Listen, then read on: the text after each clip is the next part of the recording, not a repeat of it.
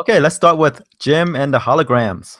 I don't know. I don't get that crowd. I don't get that audience. So I'm not expecting huge things from it. Okay, this is a Jason Blum production, right? The guy with the horror movies genre, he's expanding into different genres. Well, John Chu John directed Chu, this. Yeah, exactly, the guy exactly, who did the Step Up movies and the G.I. Joe and the movie G.I. Joe movies. Um, and the Justin Bieber movies. right, right. Look, Jason Blum, right? He knows how to keep movies cheap. 5 million, cost 5 million to make. John and the Holograms. You know, it's Jam and the oh, Holograms. oh yeah, Gem and the Holograms, excuse me. Right. Okay, it's a Jason Blum production. He kept the movie cheap, right? Just like his horror movies. This is, Right.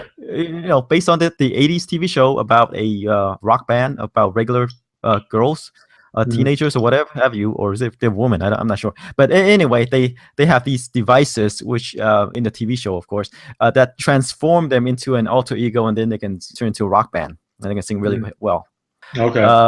It seems like Jim and the Hologram, the live action movie, is they kind of took the name and Jim, is it? Yeah, Jim and Jam. Holograms, Jim and the Yeah. Holograms. They Yeah. took Yeah. the name, but they Mhm. didn't. But they wrap into a regular story about group of teenage girls, and they started a band and they hit it big, and then and then it's like trying to find who you are, when fame and riches hit you. Yeah.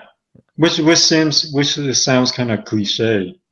It No, is a not. cliche, but hey, Yeah. they wrapped it up in this movie, in this And brand. they were able to make it for 5 million, which is good, which And bodes well for its profitability. yes, and Jason Blum got John Chu on a downside to make this Uh, movie. well, he did do the G.I. Joe Well, no, he did do retaliation movie. G.I. Joe movies, but then he was supposed to do a couple others, like maybe He-Man or whatever, but then Oh, there's some problem with that, and hey, they say, hey, okay, uh, since you have some downtime, let's do this movie. okay. Right. Which is kind of his forte. John Chu did do the Step Up movies, Yeah. right? And So. the Justin Bieber documentary, which was pretty successful. All right, so what number are you throwing at this? Wow.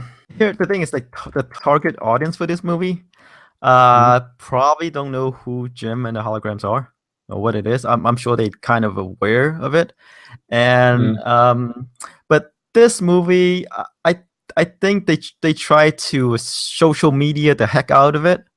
So who knows? This is one of those movies that could have a big following, after a while, because they're going the social media route. I don't know how that works, how it's going to work out. So give me a number. Give you a number. So I say somewhere in the 15 to 20 range. Whoa, you're high on this. No, I'm just it could be also be 10. I don't know. okay. So give me a number then. Now you just influenced me. No. Okay, let's go 15. Okay. All right, you're going 15. Right. Yeah, I'm going low. I'm just going 5. Like I said, I'm probably underestimating this audience. No, you could be right, but the teen audience is kind of fickle. We never know what works. Like all these Yeah, horror movies, we say, "Oh, that's not going to do well." Then boom. yeah, right, Whoa, exactly. 1 million. Right, exactly. So it could be 5 million or it could be 15. I think this is the most that we disagreed with, right? The biggest difference, Yeah, maybe, or one of them. Yeah. right. All right. Okay, I'm betting on Jason Blum to deliver another hit. All right.